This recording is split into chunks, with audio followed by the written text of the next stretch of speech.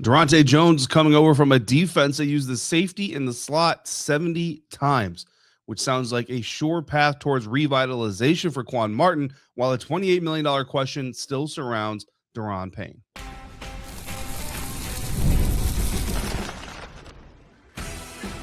You are Locked On Commanders, your daily podcast on the Washington Commanders. Part of the Locked On Podcast Network, your team every day. This is Locked On Commanders, part of the Locked On Podcast Network, the #1 sports podcast network, and I'm David Harrison, your guy on the ground, credentialed member of the media covering the Washington Commanders for WUSA 9, also writing for Commanders on SI, and I'm here with you, of course, 5 days a week. On today's episode, Daronte Jones's pass may unlock the secret to maximizing the Commanders' defensive roster, and we're identifying early roster holes that could be addressed this offseason. But first, every scheme needs its pillars of players to make it work. And while there aren't a lot of players on this defense that we look at as pillars, we did find some Commanders from the current projected 2026 roster that might be able to help hold this thing together. All of that coming up on today's episode of Locked On Commanders, part of the Locked On Podcast Network, your team every day. And it's all brought to you by Game Time. Download the Game Time app, create your account, use the code Locked On to get $20 off your first purchase. New defense coordinator Daronte Jones of the Washington Commanders is going to come in here, and he's expected, like we talked about in some of the previous episodes, to help bring a more aggressive style of defense, a more efficient style of defense to the Washington Commanders. However, as plenty of people have already pointed out, he's got to have the guys to be able to do it. It's not just all on the coaches. It's not just all on the players. It's got to be a united front. It's got to be a united effort. And certainly coaching matters in the sense of putting players in position to be as successful as they can be. And there are a few players that I look at on this current projected 2026 Washington Commanders roster who I think, looking at some of the Daronte Jones trends and everything from his past, seem like they will probably benefit greatly from his arrival. We've already talked a little bit about Jeremy Reeves kind of being that Josh Metellus type of player, but there's another player that kind of fits that Josh Metellus mold as well, not in the sense that he's coming from special teams, because of course safety Quan Martin has already been playing defense, but he's the guy that I feel like was not used properly in 2025, was not used to his full extent even in 2024, and I think that is something that Daronte Jones can potentially come in and fix. But not just him. I'm also looking at linebacker Frankie Luvu, and I'm looking at cornerback Mike Sainristil. So those are the three players right off the bat that when you look at the roster that Daronte Jones is inheriting, I think you come into it and you can see clear paths ahead just from where Daronte has come from to see what he could do, what he could potentially do with these players. Starting with Frankie Luvu, he's kind of like the Ivan Pace Jr. mold. So if you turn on Minnesota Vikings games, or if you turn on the tape and all these other things, look for Ivan Pace Jr. Kind of look at him as like an A-gap blitzer type of guy. Really just move him around and get him free-flowing. The thing you don't want Frankie Luvu doing is having to take on these massive offensive linemen. Like, that's not going to be where he makes the most impact on your defense. And that's something that in 2025 we heard early in the season. Like, people were asking, hey, why isn't Frankie producing it the way that he was in 2024? And the answer was, well, offenses have kind of countered and they're putting bigger bodies on him and preventing him from getting loose that way. What we never really saw from the defense, however, was an effort to find a way to get that freed up, putting Frankie in the A gap in between the guard, in between the center, and lined up on the defensive line of scrimmage with a guy like maybe Daron Payne, who we'll talk about here in just a little bit, or Javon Kinlaw, somebody that the offensive line already has to worry about, is a way to get him freed up, is a way to potentially scheme up a gap for him to be able to use, or it's a way to at least keep an offensive lineman from just honing in on Frankie right away, make him kind of have to understand what's going on, and potentially that gives Frankie the daylight he needs to penetrate the offensive line and make a move. Going to Quan Martin, we kind of have been talking about this Josh Metellus role, so if you're an everydayer, you've already heard this a little bit, but Josh Metellus is a guy that the Minnesota Vikings use in the slot. They use him in the box as a kind of a linebacker, safety type of hybrid type player. They use him in the deep rotation. And the key thing there is that when a defender isn't known what he's going to do, that's what causes problems for quarterbacks. When quarterbacks came to the line of scrimmage against 2025 Commanders, if you look at number 20, Quan Martin, you know what he's going to do. He's going to be in zone coverage. Like, that's basically what it's going to be, unless it's an all-out man look, which you didn't get a lot of out of the Washington Commanders. Even if there was man coverage underneath, typically Quan was still going to be in zone. So you simply just need to identify what the zone look is. Is it cover 2, cover 3, cover 4, cover 6? whatever the zone look is, then you know where Quan's going to be. In fact, times you can just kind of not even look at number 20, just look at the rest of the defense because you don't have to wonder what he's doing. That type of questioning what the defense has going on is what gives players these advantages. So Quan Martin could be deep one play. He could be up on the line of scrimmage in the slot. The next play, he could be blitzing the play after that. He could be playing the middle part of the field as a roaming linebacker, the field after that. Quarterbacks and offensive lines then have to identify him. They have to understand what he's doing, and that only helps accentuate his physical ability, because I think Quan is most effective when he's running forward, when he's capable of being physical, things like that. And then when he is in that deep coverage, yes, he's doing something that maybe isn't his strongest suit of his game, but the added advantage of the quarterback having to first identify where everybody is, verify that that's what he's doing in his brain. It only takes a few ticks of the brain in real time, but those few ticks are what keeps the difference from Quan Martin being exposed to Quan Martin being able to make a play, or just not being targeted at all, because the quarterback's like, okay, I don't know what 20 is doing. I'm uncomfortable there. I'm going to go somewhere else now with the ball. And then Mikey Sainristil, and this is really interesting because for the last 2 seasons, I've been kind of pounding the table. Mikey needs to stay outside. Mikey needs to stay outside. And to be completely transparent here, I still think that so far through the first 2 years of what we've seen out of Mikey Sainristil, playing outside has been his strongest suit. Playing inside hasn't been as strong. But like Quan Martin and like Frankie Luvu in 2025, the Washington Commanders defense hasn't done a lot of things to try to work with Mikey Sainristil's skill set, which I think is more broad, more capable of what we've been able to see. And that's another part of the reason. When you don't have to worry about a guy being a multi-use type of defender, it's easier to kind of counter him. It's easier to come to the line of scrimmage comfortable as a quarterback, and it's easier as a receiver to kind of just know what you're expecting and what you're going to see. Something that Mikey Sainristil did really, really well at the University of Michigan coming out of college was play against the run, play physical at the line of scrimmage, and blitz. Like, he's a dude who's 5'8", but he plays like he's 6'2", and the Washington Commanders defense just hasn't done a good job of accentuating that. If Daronte Jones can come in with a plan to accentuate that, then I think moving back inside certainly could turn Mike Sainristil into a more effective and better weapon in there, if that is the role they decide to go to. Think Cordero Flott from the LSU 2021 defense, which the overall 2021 defense in LSU, not the greatest, but they had some bright spots. Cordero Flott was one of those. For Quan Martin, again, you look at that Josh Metellus Minnesota Vikings comp, and then Frankie Luvu, you look at that Minnesota Vikings Ivan Pace Jr. comp. So those are 3 players right off the bat that I kind of look at them like, these 3 players could really kind of be the first chess pieces that Daronte Jones puts in place. Says, okay, I'm going to put these pillars in. We got one guy in the secondary, one guy in the linebacker, and then one guy we move around, Quan Martin, in the secondary, but also as a hybrid linebacker as well. But what about the trenches? The trenches have to be figured out as well. And the $28 million question this year is surrounding Daron Payne. Does he stay? Does he get extended? Does he get traded? Does he get cut? Like, what is going to happen here? And I think there's more than likely a chance that Daron Payne stays. We talked about this before. Every day, as you know, even before the offseason arrived, we had a conversation about Daron Payne and how I don't think it's as simple as saying you can save a whole lot of money if you get rid of this dude, because just like every other conversation of replacing somebody, you have to do that. You have to be able to replace them.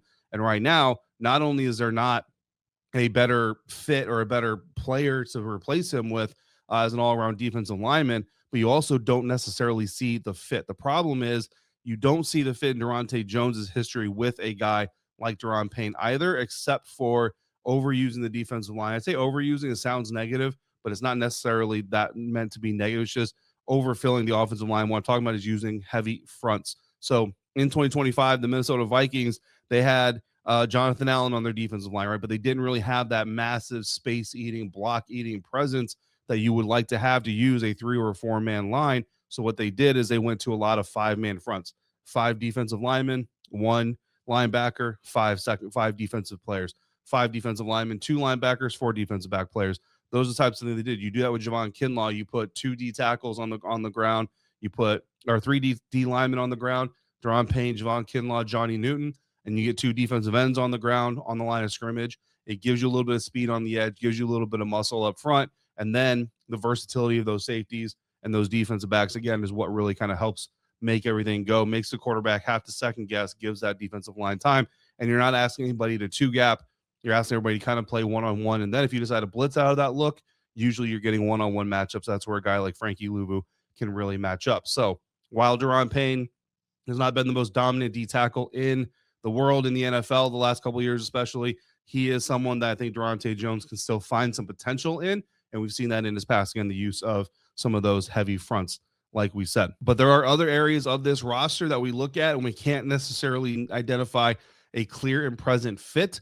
Those are the holes that I think Adam Peters and this Washington Commanders front office are going to have to try to help fill this offseason to give Daronte Jones the best chance possible of being successful in his first year as a defensive coordinator. That and more coming up next on today's episode of Locked On Commanders, part of the Locked On Podcast Network, your team every day. Hey, it's Matt Derry from the Locked On Lions podcast. The people I love depend on me. If I'm gone, the financial responsibilities don't disappear. I didn't want my family figuring things out during the hardest moment of their lives. That's why I knew only one place to go. I chose life insurance through my friends at Ethos. Ethos makes getting life insurance fast and easy, 100% online. You can get a quote in seconds, apply in minutes, and get same-day coverage. There's no medical exam. You just answer a few simple health questions. You can get up to $3 million in coverage. Some policies are as low as $30 a month. I love the folks at Ethos. Protect your family with life insurance from Ethos now by going to ethos.com/LockedOnNFL. In as little as 10 minutes, you can get the free quote and up to $3 million in coverage at ethos.com/LockedOnNFL. That is ethos.com/LockedOnNFL. Ethos.com/LockedOnNFL. Application times and rates may vary. Today's episode of Locked On Commanders also brought to you in part by Game Time, and there's nothing like being in an NBA arena, the crowd, the energy, the moments, but getting the tickets, those parts can be a little bit more difficult, and that's why Game Time has become the go-to app for scoring your tickets fast without the hassle. It puts the advantage back where it belongs with the fans. You pull up the Game Time app, you pick your NBA game or your comedy, your concert, your event, your show, whatever it is, and you have tickets locked in within minutes. You get to see all-in pricing up front, so there's no surprise at checkout, and you get to see your views from the seat before you buy the ticket, so that helps you make your decision and understand what it is you're getting into. Plus, I also have this cool feature called Zone Deals where you pick the section of seats. Game Time actually identifies the seats for you, but you get to save a little bit more money on top of having that opportunity. So take the guesswork out of buying your NBA tickets with Game Time. Download the Game Time app, create your account, use the code Locked On for $20 off your first purchase. That's code LOCKEDON for $20 off. Download the Game Time app today. And remember, it's gametime.co, not .com.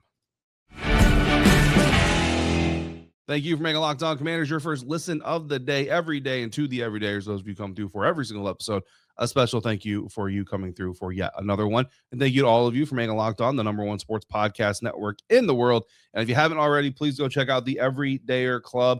LockedOnCommanders.supercast.com is where you can go to find the Locked On Commanders Everydayer membership club, membership tier club, and all access tier club. Each one has different benefits, different values, those types of things. But again, LockedOnCommanders.supercast.com to check that out today. So we identified some players that I think, pretty much immediately just from watching the Daronte Jones, the tape from the defenses that Daronte Jones come from, I think it's important to kind of continue to shape things that way. Is I don't know what Daronte Jones' defense is going to actually look like as of this time. We just can take cues and pulls from where he's come from. And obviously, what the team says that they're looking for as far as aggression and getting after the football and all those types of things. So we identified 3 guys that I feel are the most clear fits as you can get in a time like this. Quan Martin, who has the opportunity potentially to see his career revitalized under a defensive coordinator who's going to move him around, I hope, and use him in more different ways.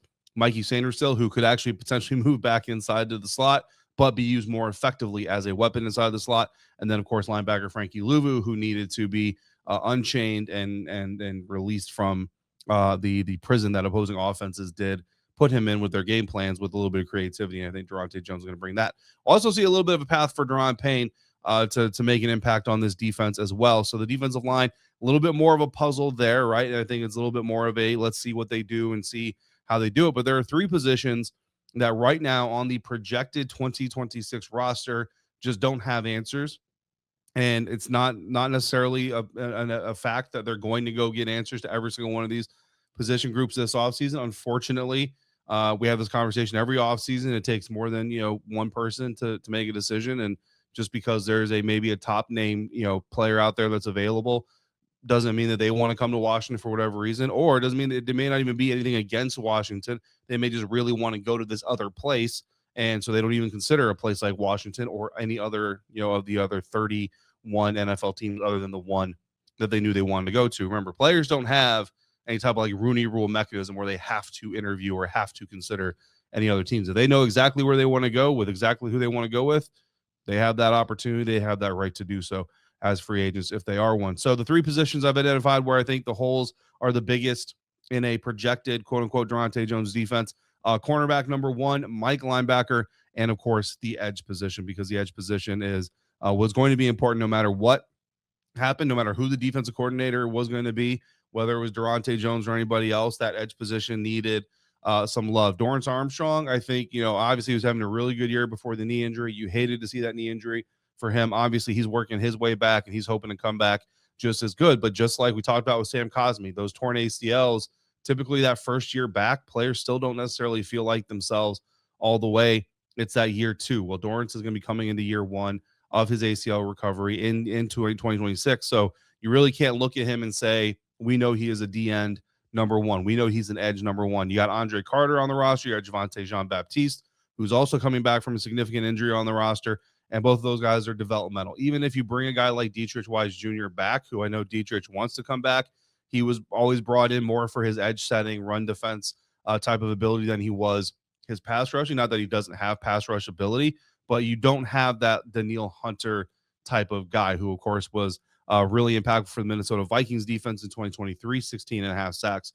Daronte Jones on that staff, or BJ Ojulari for the LSU team in 2021. You don't have that guy. So whether it's through free agency, whether it's through a trade, which I feel like a trade maybe is a little less likely, you know what I mean? Because you do want to get younger. Adam Peters admitted as much that you want to get younger overall on this roster. Doesn't mean that a guy who's 30 years old or older is not going to be considered. It just means that overall they want to continue to get younger on this roster. And the best way to do that is through draft capital. So if you go trading draft picks for veteran players, you're getting the veteran, but you're not getting the youthfulness. So there's a balance there that Adam Peters has to strike as well. But that edge position's absolutely got to get, addressed, whether it's David Bailey out of Texas Tech in the first round, or it's a trade for, Max Crosby, or you take a run at a Trey Hendrickson.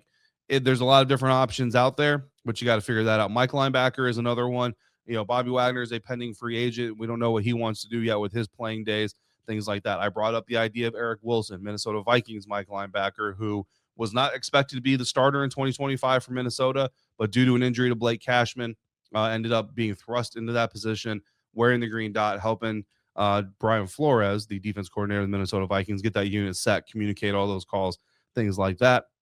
Did a pretty good job. On the current 2026 roster, you've got Jordan McGee, DJ Johnson, Kane Madrano, Ale Cajo among the list of linebackers on the 2026 roster right now. And we all love Jordan McGee's athleticism.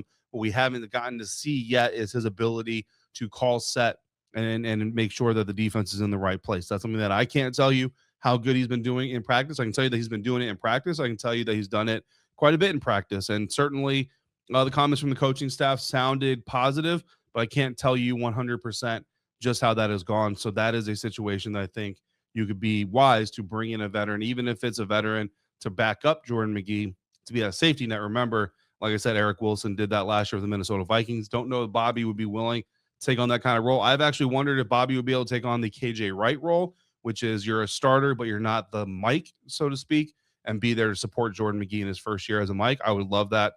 Personally, I know a lot of you don't have the same feeling about that. But again, Bobby wasn't the issue. That's a whole other conversation. Cornerback number one, Trey Amos is on the roster. If Mikey Sainristil is moving back inside, we expect Marshawn Lattimore to be released at some point here in the next month or so. That means that you don't have a true blue cornerback number one, and obviously efforts need to be made to go try to find a potential one, whether it's free agency, trade, again, or the NFL draft. But the good news is where these holes are, Daronte Jones has dealt with the roster with these types of holes before. Daronte Jones had to work with a defense that was quite literally the epitome of next man up. He was very reactive to those changes, switched it to a 4-2-5 base, used Cordero Flott in the slot as a weapon, like we talked about, BJ Ojulari off the edge as a weapon, like we talked about, and just kind of made those adjustments. And that's really the big thing that I love about Daronte Jones' history, is that ability to adjust, because then you move forward to the Vikings 2023 roster. The only edge presence they had, the only pass rushing presence they had was Danielle Hunter. Despite the fact that Danielle Hunter was the only pass rushing threat they had, they were able to manufacture ways to get him 16 and a half sacks. Going back to his year as a D coordinator at LSU, going back to his past with other coaches, when they've faced deficiencies in certain roster spots, they have been able to adjust their scheme, adjust their plan, weaponize other players to replace that productivity. And that's exactly what you want to see in your defensive coordinator. So when we look at who the Washington Commanders have that I believe fit Daronte Jones today, we look at where their holes are. What could a Daronte Jones defense look like if it had to be fielded right now? We'll continue to update this as we go through the offseason, but how does it look right now? That coming up next on today's episode of Locked On Commanders, part of the Locked On Podcast Network, your team every day. And this episode of Locked On Commanders brought to you in part by FanDuel, where it is last call for football on FanDuel. One final Sunday, one last kickoff, the final chance to get in on the action before the NFL season officially comes to a close. It is time for Super Bowl 60, and FanDuel is making sure you're right in the middle of it with a special offer just in time for the biggest game of the year. Whether you're backing the favorite, whether you're riding the underdog, or whether you're building one last same game parlay like I will be, this is the game everybody's been waiting for. This is where predictions turn into plays, stats turn into storylines, and every snap feels bigger. It's the perfect way to cap off the season and make the Super Bowl even more exciting, from the kickoff to the final whistle. And if you're a new customer, bet just $5 and you'll get $200 in bonus bets if you win. Make it count, because after the Super Bowl, the season is over. Last call for football on FanDuel, an official sportsbook partner of Super Bowl 60. Visit FanDuel.com to get started. We talked about some players that might fit Daronte Jones on his history and what we think his scheme might look like with the Washington Commanders as the new defensive coordinator that are already existing on the 2026 Commanders roster. We've talked about some holes and some positions where we just don't necessarily see the fit, whether it be just a guy that hasn't been, fully proven, like Trey Amos, who I think we all have a lot of hope for, a lot of potential in him. Mike linebacker, guy like Jordan McGee right now is that top Mike linebacker option on the current projected 2026 roster. And again, experience, especially wearing that green dot, especially setting that defense, is just not there quite yet. Or whether it be on the defensive line, where you just don't see that dominant edge presence. You don't see that block eating, space eating defensive tackle that can dominate the middle of a defensive line. The good news is where the players fit and where you don't necessarily have player fits right now.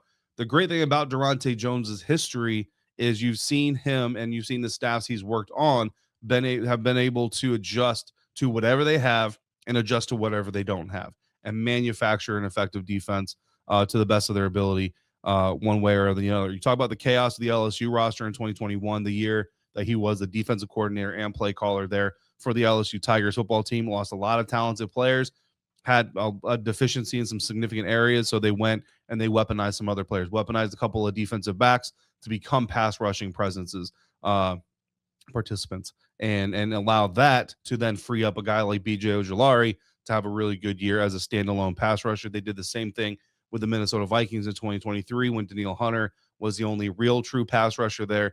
Weaponize some other guys, Josh Metellus, Cam Bynum, things like that, so you can manufacture that speed and that aggression from other locations, and that allowed their true pass rusher to really be able to eat in that season. So what could this defense look like when we look at what the Minnesota Vikings have done in the past, when we look at where Daronte Jones has come from, given the current roster? And it's kind of like mock drafts, right? The thing I love about mock drafts, as much as some people want to just like in January, this is the guy no matter what, 3 months out, whatever it is, every single move, every single non-move changes what a potential mock draft could look like. And every single player brought in or every single player not brought in is going to change what this Washington Commanders defense could look like, right?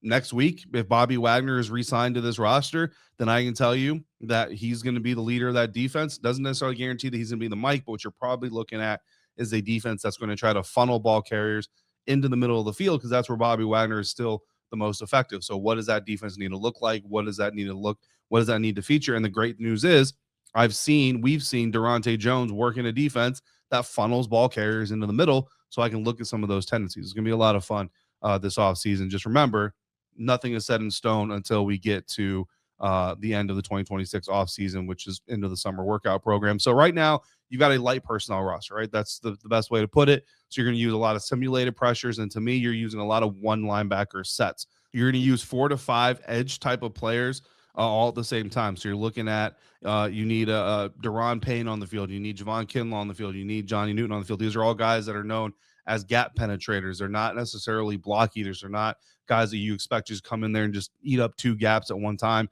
and do things like that. Plus, you have Dorrance Armstrong on the edge, and then on the other edge, we'll see who they end up with. Right now, I would probably put Javonte Jean-Baptiste out there. Either way, you're looking at a bunch of guys who are not known for their strength and their, holding up the line type of ability, but more so their penetrating type of ability. So you're going to play fast at that level, and then you're going to try to use those 5-man fronts to manufacture that power. Because again, Daron Payne against 2 players, 2 offensive linemen, a center and a guard being double teamed, not going to win that often. But if you have 5 down linemen, they're going one-on-one. Daron Payne against a guard, Daron Payne against a center, he can win that assignment sometimes. Javon Kinlaw against a guard, Johnny Newton against a guard, Dorrance Armstrong one-on-one with an end, with a tackle. They can win those matchups sometimes, and that's how you manufacture what looks like gap control, looks like power.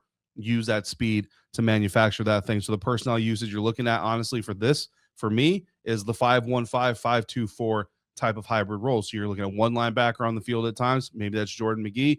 Looking at 2 linebackers at a time. Maybe that's Jordan McGee and that's Frankie Luvu. Then you've got 5 DBs, 4 DBs, and depending on the receiver alignment, it could be 2 outside corners and a slot corner, and then 1 safety, or it could be 2 safeties, 2 corners.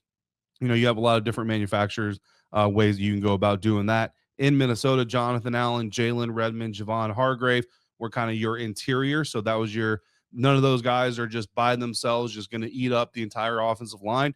But together, those 3, they were able to man a very solid front. Jonathan Grenard and Dallas Turner were on the edge. Blake Cashman got the most reps in 2024 at the linebacker position. Byron Murphy was your most often used corner. Isaiah Rodgers was also out there for the Minnesota Vikings as well. So you kind of get that little bit of look for the Washington Commanders roster as it stands today. I think that where the adaptability comes into in 2018, you look at the Cincinnati Bengals, and they were 61% of the time too high shell. They had 2 safeties deep, 61% of the time, very low blitz rate.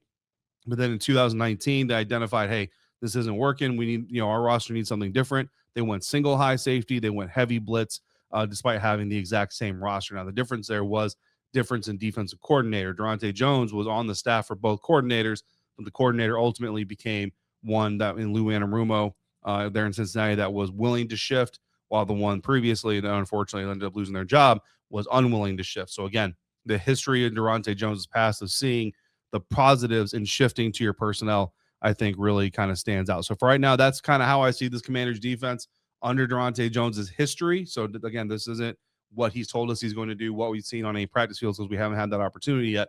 But just looking at his history, I look at the Minnesota Vikings, honestly, even as recent as 2025, which you all saw in person against Minnesota Vikings, heavy defensive line usage to manufacture power, to manufacture control of the line of scrimmage, linebacker usage, 1 or 2 linebacker usage to get that athleticism on the field, and then 4 or 5 DBs on the field, again, depending on the receiver alignment and lineup capabilities. So that's going to do it for today's episode. One more look into the Daronte Jones system and expectation of what we might be able to see next time on Locked On Commanders.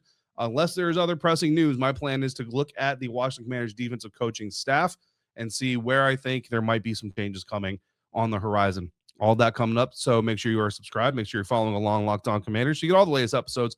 And in the meantime, you can also follow me on X at DHarrison82 or on Instagram at DHarrison_82. And if you never missed an episode, the Everydayer Club was literally built with you in mind. Go to lockedoncommanders.supercast.com to check out the Everydayer Club members and all access tiers. And for your next listen of the day, check out the Locked On NFL podcast twice per day, once in the morning, once in the afternoon, on Locked On NFL on YouTube and on audio. You're getting the bird's eye view of the league as a whole. To the Everydayers, I see you. I appreciate you every single day. And I thank you again for coming through yet again today. Until next time, everybody out there, please stay safe, be kind to one another. And we'll talk again real soon right here on Locked On Commanders, part of the Locked On Podcast Network, your team every day.